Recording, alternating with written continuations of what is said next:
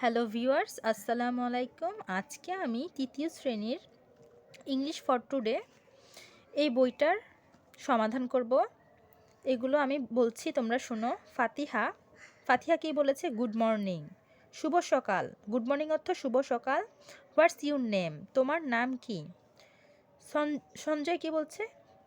Good morning, শুভ সকাল। মাই name is Sanjay, আমার নাম সঞ্জয়। ফাতিহা, হাউ আর ইউ? ফাতিহা বলতেছে কি, কেমন আছো? সঞ্জয় বলতেছে কি, আই এম গুড, আমি ভালো। থ্যাঙ্কস, ধন্যবাদ। অ্যান্ড ইউ, এবং তুমি কেমন আছো? Fatiha, I am also good, আমিও ভালো আছি। এবার এগুলো সমাধান করব আমরা। Hello Rahat, how are you? Rahat কেমন আছো জিজ্ঞেস করেছে। Hi Faria, I am fine, thank you. বলছে হাই ফারিয়া, আমি ভালো আছি, ধন্যবাদ। এবার দেখো এগুলো সমাধান করব। এগুলো অনেকে পারবে না, দেখিয়ে দিচ্ছি আমি। কি বলেছে? Look at the activity, write the correct word in the box. এখানে তোমাদের সঠিক শব্দটা লিখতে হবে।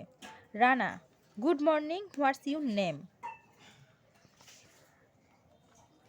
তাহলে good morning, what's your name, এখানে সীমা কি বলবে? সীমা বলবে যে ওকে, ও গুড মর্নিং বলছে, সীমাও গুড মর্নিং বলবে। তাহলে ও বলবে good morning.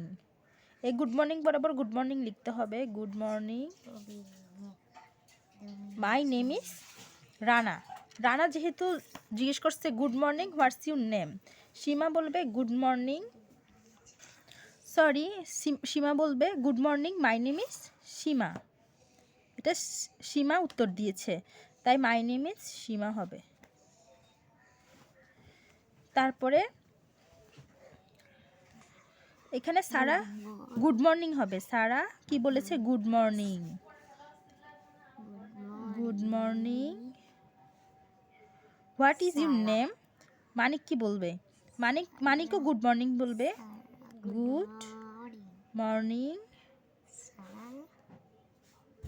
Good morning, my name is Manik. Manik উত্তর দিতেছে গুড মর্নিং, শুভ সকাল, আমার নাম মানিক। তাহলে এখানে মানিক হবে, MANIK, মানিক। তাহলে Rana, good morning, what is your name? Seema, good morning, my name is Seema. Sara, good morning, what is your name? Manik, good morning, my name is Manik. তোমাদের কোন কোন চ্যাপ্টারের সমস্যা তোমরা আমাকে কমেন্ট করে জানাবে, আমি এগুলো সমাধান করে দেব। আর অবশ্যই আমার চ্যানেলটি সাবস্ক্রাইব করবে, লাইক কমেন্ট শেয়ার করবে। কিছু না বুঝে থাকলে আমাকে কমেন্ট করবে, আমি অবশ্যই কমেন্টে রিপ্লাই দিব। তাই আজকের মতো এতটুকুই। আল্লাহ হাফেজ।